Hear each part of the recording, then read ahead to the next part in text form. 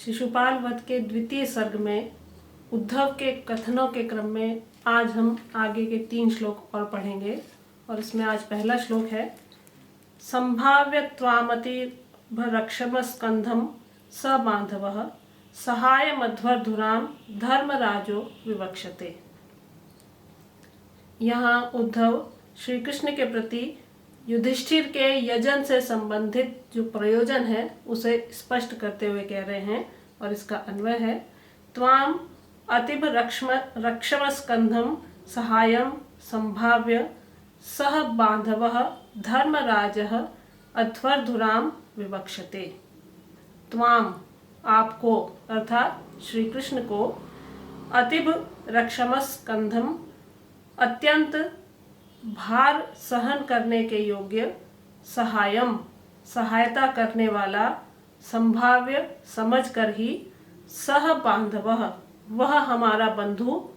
और कौन है वो? धर्मराज युधिष्ठिर अध्वर्धुराम यज्ञ के भार को, अध्वर कहते हैं यज्ञ को, और उसके धुराम उसके कार्यभार को विवक्षते वहन करना चाहता है।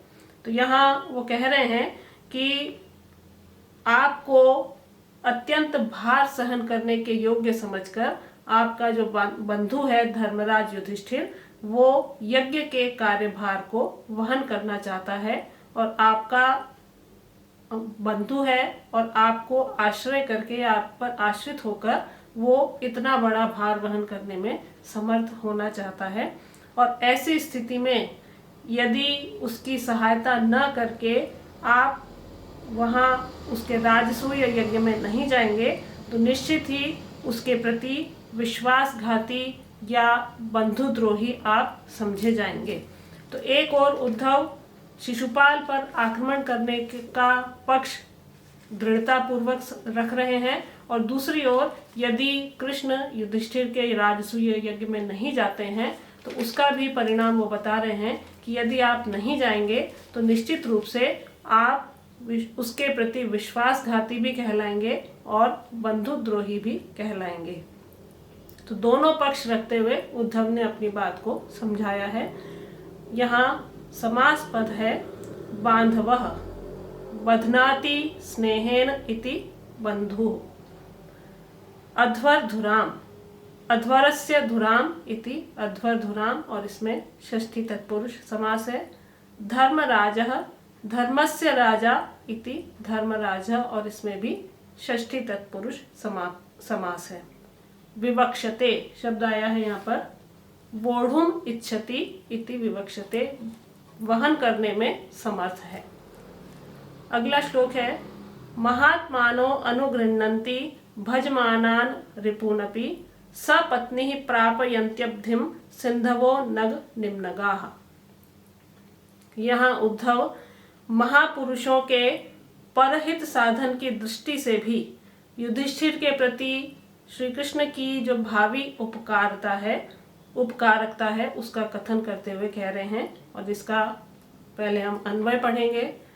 महात्मानः भजमानन रिपून अपि अनुगृह्णन्ति सिंधवः सपत्नी नग निम्नगाः अब्धिम प्रापयन्ति। महात्मानः जो महात्मा है महापुरुष हैं भजमानान शरण में आए हुए रिपून अपि अपने रिपुओं को भी अर्थात शत्रुओं को भी अनुगृह्णन्ति उपकृत करते हैं। तो फिर मित्र के विषय में तो कहना ही क्या। तो महात्मा लोग अपने शरण में आए हुए शत्रुओं का भी उपकार करते हैं तो मित्र का तो क्यों नहीं करेंगे। जैसे सिंधवः जो नदियां हैं वे सपत्नी के समान आचरण करने वाली नग निम्नगाः पहाड़ी नदियों को भी अब्धिम प्रापयन्ति समुद्र तक पहुंचा देती हैं। तो नदियां अपने साथ बहने वाली छोटी नदियों को भी समुद्र तक पहुंचा देती हैं। उसी तरह से महापुरुष भी अपनी शरण में आए हुए शत्रुओं का भी उपकार कर देते हैं। वो इस विषय में नहीं सोचते कि उपकार करना है किसका करना है। जो शरण में आया है वो उपकृत होकर ही वहां से जाता है।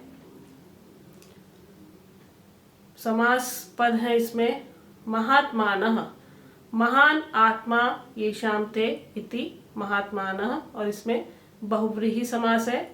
सपत्नीः, समानः पति यासां ता इति सपत्नी। नग निम्नगाः, नगानां निम्नगाः इति नग निम्नगाः, और इसमें षष्ठी तत्पुरुष समास है। अब आज का अंतिम श्लोक हम पढ़ेंगे। चिरादपि बलात्कारो बलिनः सिद्धये अरिषु छन्दानुवृत्ति दुस्साध्या सुहृदो विमनीकृताः। तो उद्धव यहाँ पर शत्रु और मित्र के प्रति बल प्रयोग के परिणाम को सूचित करते हुए कह रहे हैं। और पहले हम अन्वय पढ़ेंगे। अपि अरिषु बलिनः बलात्कारः चिरात् सिद्धये भवति विमनीकृताः सुहृदः छन्दानुवृत्ति दुस्साध्याः भवन्ति। अपि, और भी, या ये समझें कि अरिषु शत्रुओं पर बलिनः किसी भी बलशाली राजा का या विजय चाहने वाले राजा का बलात्कारः चिरात् सिद्धये, बलात्कारः जो उसका बल प्रयोग है, चिरात् बहुत समय के पश्चात भी, सिद्धये सिद्ध होता है या सफल होता है।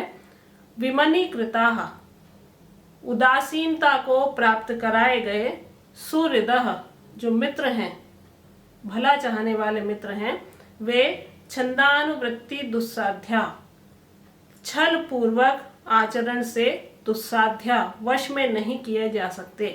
अतः उद्धव का भावार्थ ये है कहने का कि आपको अपने शत्रु पर आक्रमण अवश्य करना चाहिए तथा अपने मित्र युधिष्ठिर को भी उदासीन नहीं होने देना चाहिए, क्योंकि बलवान व्यक्ति यदि शत्रु पर चढ़ाई कुछ समय ठहर कर भी यदि करे तो उसमें कोई हानि नहीं है, क्योंकि वह बलवान है और जब चाहेगा तभी वो दंड देने में समर्थ है। किंतु मित्रों के कार्य में उनका साथ न देने से उनके मन पर बहुत बुरा प्रभाव पड़ेगा और बाद में उनके प्रति, मित्र के प्रति अनुकूल आचरण करने पर भी वह दूर नहीं हो सकता है।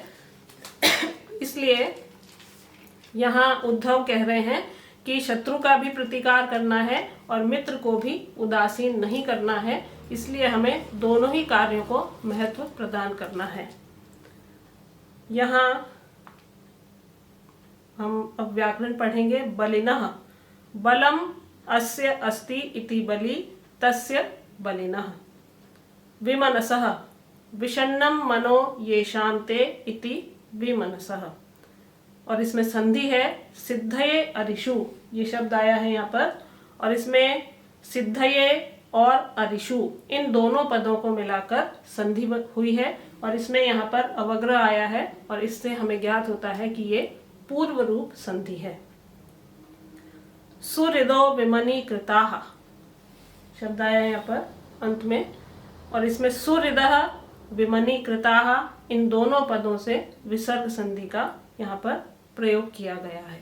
तो आज हमने पढ़ा है कि दोनों कार्यों को महत्व देने के लिए उद्धव, पहले तो वो ये कह रहे थे कि शिशुपाल पर आक्रमण करना है, लेकिन साथ ही वो कह रहे हैं कि अपने मित्र युधिष्ठिर का जो निमंत्रण है उसे भी स्वीकार करना चाहिए या उसे भी उदासीन नहीं करना चाहिए। शत्रु को परास्त करना है लेकिन मित्र को भी उसे उपेक्षित नहीं करना है। ये उद्धव के कथनों को हमने आज इन श्लोकों के माध्यम से समझा है।